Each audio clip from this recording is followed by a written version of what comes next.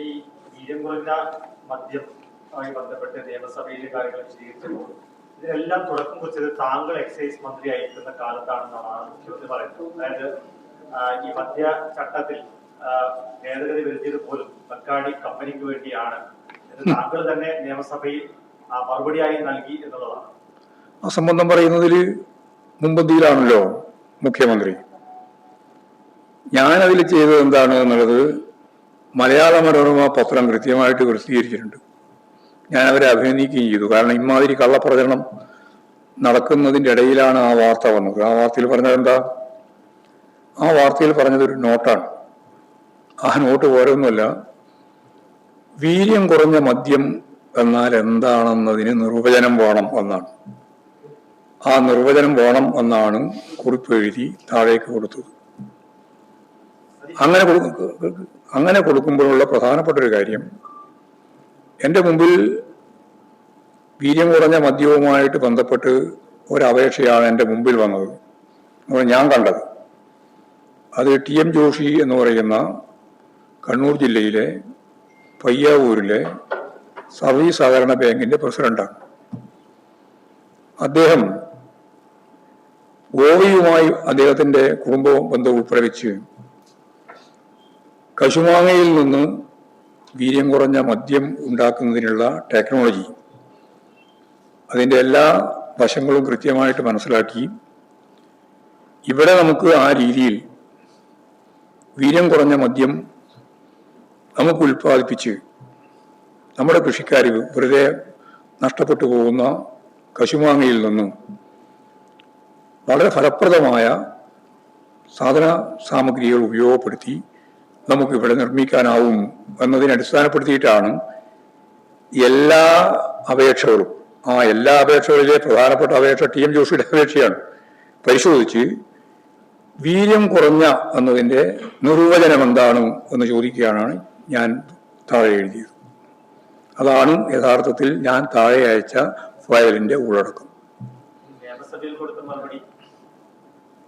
അല്ല, ഞാനതാ പറയുന്നത്, ഇതാണ് കൊടുത്തത്.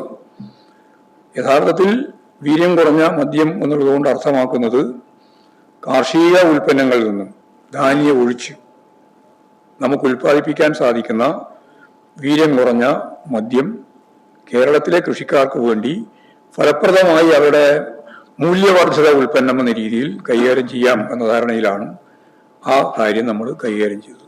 അതല്ലാതെ നികുതി ഒഴിവാക്കുകയോ നികുതി കുറയ്ക്കുകയോ ചെയ്യുന്ന ഒരു ഫയലും നമ്മുടെ മുമ്പിൽ വന്നിട്ടില്ല. പക്ഷെ തൊട്ട് പിന്നാലെ വന്ന അപേക്ഷകള് ഈ ഇതിന്റെ പഴങ്ങളുടെ ഫ്ലേവർ മാത്രമുള്ള സ്പിരിറ്റ് കലർന്ന ഒന്നുമല്ല, അങ്ങനെ അതൊന്നും ഉദ്ദേശിക്കുന്നേ ഇല്ല. ഒരു സ്പിരിറ്റ് കലർന്ന ഒന്നിനെ പറ്റി നമ്മൾ ഉദ്ദേശിച്ചില്ല. അല്ല, അപേക്ഷ ഒരുപാട് അപേക്ഷ വന്നിട്ടുണ്ട്. എന്നിട്ട് ഈ അപേക്ഷകളെല്ലാം കൂടി ഞാൻ നേരത്തെ പറഞ്ഞ ജോഷിയുടെ അപേക്ഷ ഉൾപ്പെടെ ചേർത്തിട്ട് വീര്യം കുറഞ്ഞ മദ്യത്തിന്റെ നിർവചനം എന്താണ് എന്നാണ് ഞാൻ ചോദിച്ചത്. അതാണ് താഴത്തേക്ക് കൊടുത്തത്. അതിനെ അടിസ്ഥാനപ്പെടുത്തിയിട്ടാണ് മറ്റു കാര്യങ്ങൾ ഞാൻ നേരത്തെ പറഞ്ഞ പോലെ പറഞ്ഞു.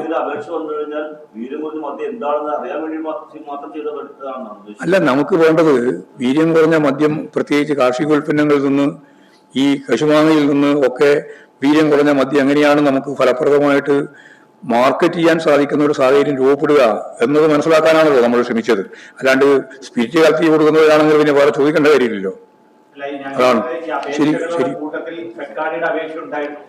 അത് ഒരുപാട് അപേക്ഷ ഉണ്ടായിട്ടുണ്ട്. അതുകൂടി ഉള്ളതുണ്ടല്ലോ, മനസ്സിലായില്ലേ? കശുമാങ്ങയിൽ നിന്ന് വീര്യം കുറഞ്ഞ മദ്യം ഉൽപ്പാദിപ്പിക്കുന്ന അപേക്ഷ ഉൾപ്പെടെ ഉണ്ടല്ലോ. അതെല്ലാം കുറിച്ചാണല്ലോ കൊടുത്തത്. ഞാൻ ഊന്നുന്നത് അതാണെന്ന് അർത്ഥം. പിന്നെ മുന്നോട്ട് പോയി.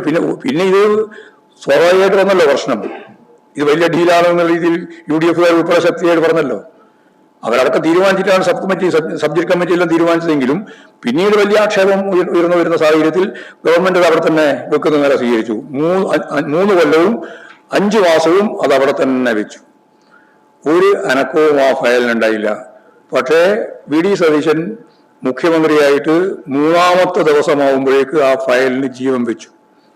ആ ഫയൽ ഒരിക്കലും വരാത്ത രീതി അത്ര സ്പീഡോടുകൂടി വരികയും 24 ദിവസം മുമ്പ്, ബഡ്ജറ്റ് അവതരിപ്പിക്കുന്നതിന് 24 ദിവസം മുമ്പ് കൃത്യമായിട്ട് വി ഡി സതീശന്റെ കയ്യിൽ ഈ ഫയൽ എത്തിയിട്ടും ഒരാളോടും ചർച്ച ചെയ്യാതെ കോൺഗ്രസ് നേതൃത്വത്തോട് ചർച്ച ചെയ്തിട്ടില്ല, അതുപോലെ UDF നേതാക്കന്മാരോട് ചർച്ച ചെയ്തിട്ടില്ല, ബന്ധപ്പെട്ട വകുപ്പ് മന്ത്രിയോട് ചർച്ച ചെയ്തിട്ടില്ല, ആരോടും ചർച്ച ചെയ്യാതെ യഥാർത്ഥത്തിൽ ബഡ്ജറ്റിന്റെ ഭാഗമായിട്ട് അവതരിപ്പിക്കുകയും നാളെ ഇപ്പോഴതിന്റെ സാമ്പത്തിക വശം കൈകാര്യം ചെയ്യുന്ന രീതി ഫിനാൻസ് ബില്ല് കൂടി കൈകാര്യം ചെയ്യുന്നതോടുകൂടി അത് കേരളത്തിൽ നടപ്പിലാക്കാൻ പോവുകയാണ്. എല്ലാം എന്തടിസ്ഥാനത്തിലുള്ള ഡീലാണ് എന്ന് ഇനി നിങ്ങൾ പരിശോധിച്ചാൽ മതി. ശരി, സർക്കാർ പറയുന്നത് ഫിനാൻസ് ബില്ല് പാസ്സായതോടുകൂടി തന്നെ മദ്യത്തിന്റെ നികുതി കുറച്ച തീരുമാനം ഇംപ്ലിമെന്റേഷൻ ചെയ്യാൻ പറ്റില്ല. അതിനൊരു ക്ലോസ് വെച്ചു.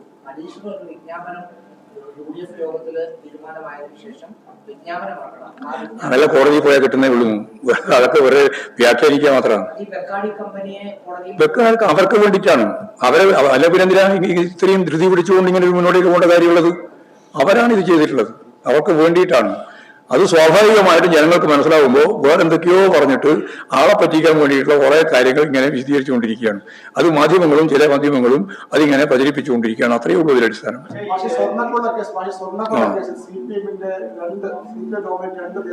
അത് ഞാൻ മറ്റേതാണ് ഇപ്പൊ വിശദീകരിച്ചത്. ഓ, അതിനെപ്പറ്റി എന്തെങ്കിലും പറയണ്ടോ?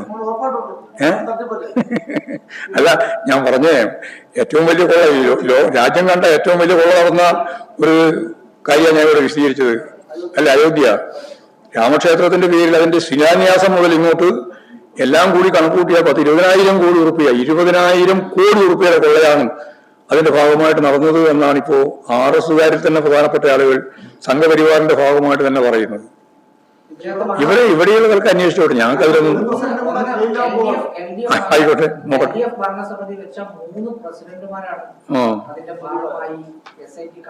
അല്ല, ഇതിന്റെയൊക്കെ അടിസ്ഥാനം എന്താണ് എന്നുള്ളത് ഇപ്പോ ഇതിലിപ്പോ കോളയെ പറ്റി ഒന്നും പറഞ്ഞിട്ടില്ലല്ലോ.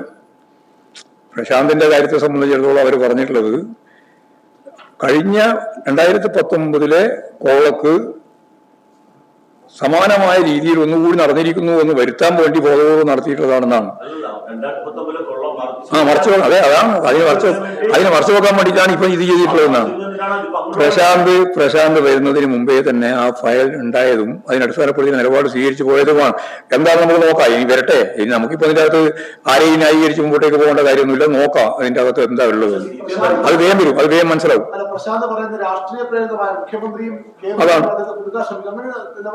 അല്ല, നോക്കട്ടെ എന്തൊക്കെയാണെന്നുള്ളത് മനസ്സിലാക്കിയിട്ട് ഇടപെടാം. പോരെ, നമുക്ക് ധൃതി പിടിക്കണ്ട. അതിനിപ്പോ ആരെല്ലാം പ്രതിയാക്കാം. രാഷ്ട്രീയാധികാരത്തിന്റെ ഭാഗമായിട്ട് വരുമ്പോൾ പലരെയും പ്രതിയാക്കാൻ പറ്റും. അത് നമുക്ക് നോക്കിയിട്ടേ പറയാൻ സാധിക്കുള്ളൂ എങ്ങനെയൊക്കെയാണെന്ന്.